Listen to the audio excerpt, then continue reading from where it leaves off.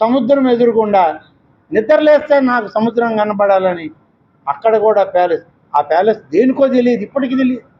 ఆయన ఎందుకు పెట్టాడో తెలియదు. 500 కోట్ల రూపాయలు దేనికి ఖర్చు పెట్టాడో తెలియదు. 28 తన సొంత ప్యాలెస్లను నిర్మాణం చేసుకుంటున్నాడు ఈ రాష్ట్రంలో పలు జిల్లాల్లో పలు ప్రాంతాల్లో. అంటే ఎవరు నీకు పర్మిషన్ ఇచ్చారు? నువ్వు ముఖ్యమంత్రిగా నువ్వైనా ఇచ్చుకున్నావా పర్మిషన్?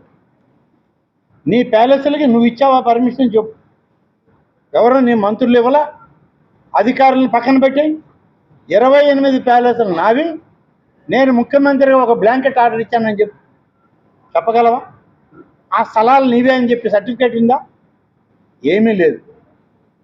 నువ్వు ఇలా డబ్బు ఉందనేటువంటి అహం, ప్రజాధనాన్ని దోచుకున్నామనేటువంటి ఒక అహంకారపూరిత ధోరణితో